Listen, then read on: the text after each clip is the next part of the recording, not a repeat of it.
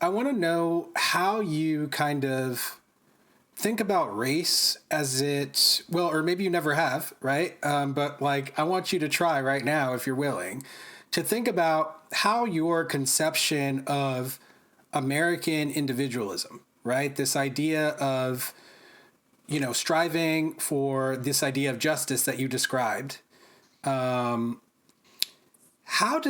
you find that there's any intersection between that conception of being an American and this country's history and present environment in regards to race? So, in other words, like, you kind of talked about the law, right? And how the law has now outlawed racial discrimination, right? And for decades now.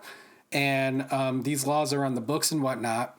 But you also talked about your own experience of kind of cleverly, I believe you said, skirting the issue and kind of weaving your way outside of having to, if I can say, play act prejudice, right? That you didn't actually feel. I've actually heard that a lot from people of your generation. I'll give you an example of that. The guys from Schroeder's, where we hung out, were going up to Rudd's Dairy, where the black guys hung out, and they were going to start a race war, a fight amongst themselves. I conveniently had to work that night delivering liquor.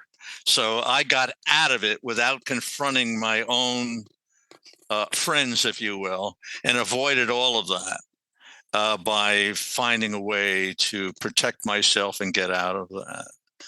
So that's what I mean by that. So all this stuff was happening.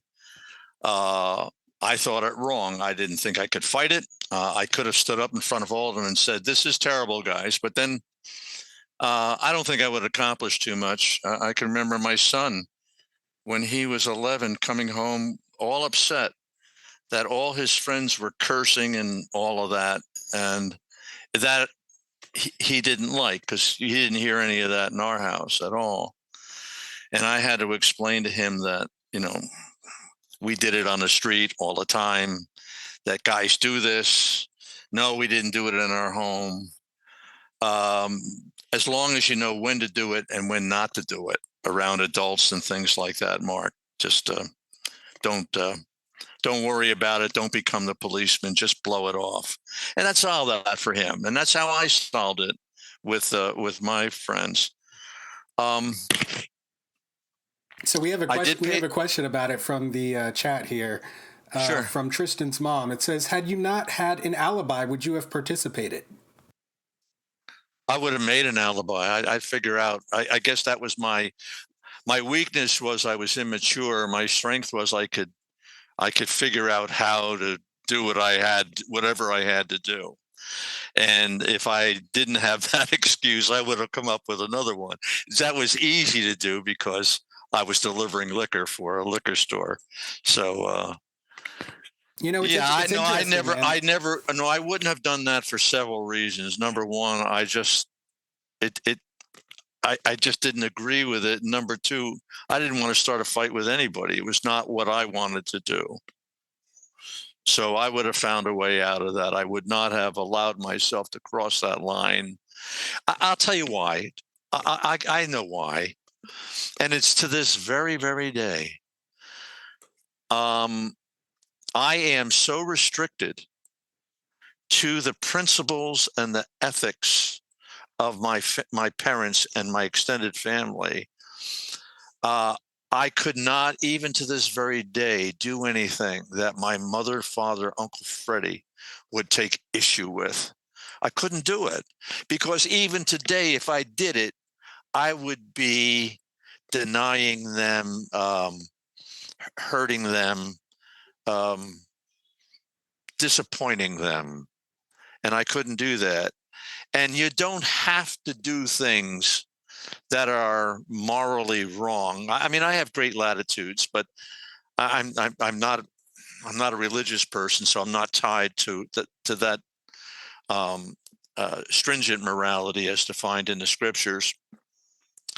Although the morality is defined pretty well in the scriptures, I have no complaints about it either. So I I couldn't escape that gravity of what my parents expected of me in the decency that they wanted me to have because it was their decency. I think while that's not necessarily genetic, it certainly is nurture. Oh yeah. And they nurtured the hell out of me, and Uncle Freddie particularly. If it wasn't for that man, I don't know what I would have done. Now, Dad taught me persistence. He taught me loyalty, compassion. He loved my mother dearly. He did everything he could for her. Um, Uncle Freddie taught me how to think. Uncle Freddie taught me the importance of language, the importance of spelling, the importance of grammar, the importance of researching and reading. He did that. Now I didn't. Maybe that's why I did that German paper. I don't know. But later in life, all that became so much more meaningful in my conscious mind. How it worked on me unconsciously, I have no idea. That's the definition of the word, unconscious. But But at any rate, you had values that your uncle, that your parents kind of instilled in you, and those values cemented themselves within you so strongly that they still exist within you today, right? oh, they're as alive today as I was when I was a kid. In fact, here's the funny thing. This is Aunt Emma, Freddie's wife, my Aunt Emma. Uncle Freddie would be hitting fungo shots to me out in left field, and Emma would be screaming out the window. Our house was right behind the park fence. Freddie, come in, you'll sweat. Freddie, you'll sweat. Emma had the most, she worried about everything under the sun. And Emma taught me how I didn't want to be. And I hadn't realized that till I was older. I had kind of discounted Emma. But that part of her that was offensive was still meaningful, and counter was the other side of the coin, maybe. In but yeah, the parental upbringing I had, the consistency in the schooling. I went to a Catholic school, grammar school, high school. Um, there was even though mom and dad were not all that devout, they went to church most Sundays, but they weren't that devout. There was no religion discussed at home. I was pretty much a street kid. I mean, from the early, 5, 6 years old, I was out until I came back for lunch and then came back for dinner. So we learned most of what we learned on the street, short of the values that I described to you in our family. Thanks for watching. For access to the full-length conversation and all of the 2-hour-long unedited conversations that I've had on race, click the support link in the description below. Thanks for your support and see you next time.